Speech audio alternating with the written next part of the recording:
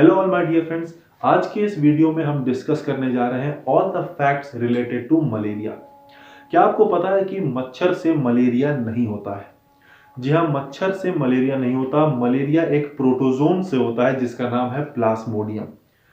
मच्छर सिर्फ मलेरिया को एक इन्फेक्टेड पर्सन से एक हेल्दी पर्सन में फैलाने का काम करता है, यानी कि ये एक वेक्टर है, यानी कि ये एक ट्रांसमिटिंग एजेंट है। क्या हर तरह के मच्छर के काटने से मलेरिया होगा? तो इसका भी आंसर है नहीं। मलेरिया सिर्फ फीमेल एनोफिलीज मॉस्क्यूटो के काटने से होता है, वो भी उस फीमेल एनोफिलीज मॉस्क्यूटो के काटने से होगा जिसके बॉडी में प्लाज्मोडियम है। चलिए मलेरिया की पूरी साइकिल को समझते हैं। जब कभी भी हमें मच्छर काटता है तो अगर हम बात करें फीमेल एनोफिलीज मॉस्क्यूटो का, तो जब कभी भी ये मॉस्क्यूटो हमें काटेगी तो वो एक केमिकल हमारे बॉडी में रिलीज करेगी जिसका नाम होगा एनोफिलीन। एनोफिलीन केमिकल एक एंटी कोआगुलेंट होता है। एंटी कोआगुलेंट क्या होते हैं? ये वो केमिकल होते हैं जो हमारे ब्लड को कोआगुलेट यानी क्लॉट होने से बचाते हैं। ऐसा करने से मच्छर लिक्विड स्टेट में हमारे ब्लड को लगातार सक कर पाएगी। एनोफिलीन जो एंटीकोआगुलेंट है वो इस एनोफिलीज मॉस्क्यूटो के सलाइवरी ग्लैंड में पाया जाता है, यानी जब ये मच्छर अपने सलाइवा को हमारे बॉडी में रिलीज करेगा तभी ये प्लाज्मोडियम के पैरासिटिक फॉर्म यानी प्लाज्मोडियम के इन्फेक्टिव स्टेज स्पोरोजोइट को हमारे बॉडी में रिलीज कर देता है। ये स्पोरोजोइट क्या है? ये इन्फेक्टिव स्टेज है ऑफ द प्लाज्मोडियम।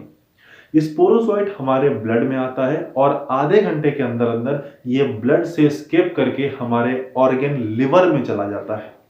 ऐसा ये इसलिए करता है क्योंकि स्पोरोजोइट को पता है कि अगर वो आधे घंटे से ज्यादा ब्लड में रहा तो WBC उसको डिस्ट्रॉय कर देंगे।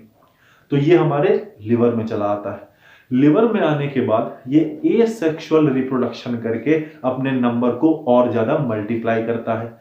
एक के बाद एक लिवर सेल्स को ये डैमेज करता रहता है।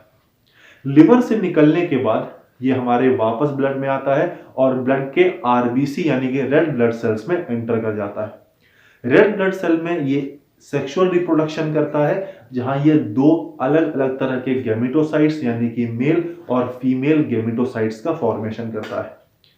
ये 3 से 4 दिन की साइकिल चलाता है, जहां पर हर 3-4 दिन में हीमोजोइन नाम का एक केमिकल प्रोड्यूस होता है जो कि फीवर कॉज करता है। हीमोजोइन केमिकल जो है ये बेसिकली एक टॉक्सिन है जो कि RBC में ही प्रोड्यूस होता है, क्योंकि RBC में हम जानते हैं हीमोग्लोबिन होता है। हीमोग्लोबिन का जो हीम पार्ट है, आयरन वाला जो पार्ट है, उससे हीमोजोइन का प्रोडक्शन ये प्लाज्मोडियम करवा लेता है।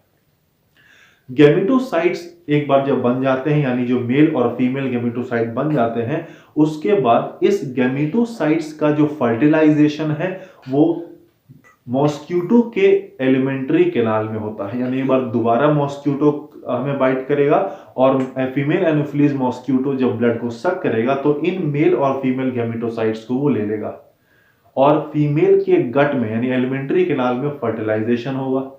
और एक प्रोसेस होती है जिसे हम कहते हैं एक्सफ्लैजिलेशन।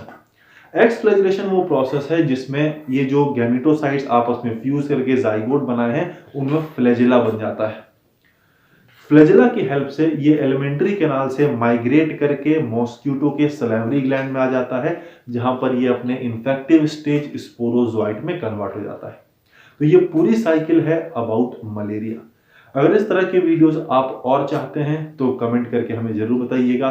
चैनल पे नए हैं तो चैनल को सब्सक्राइब जरूर करिएगा।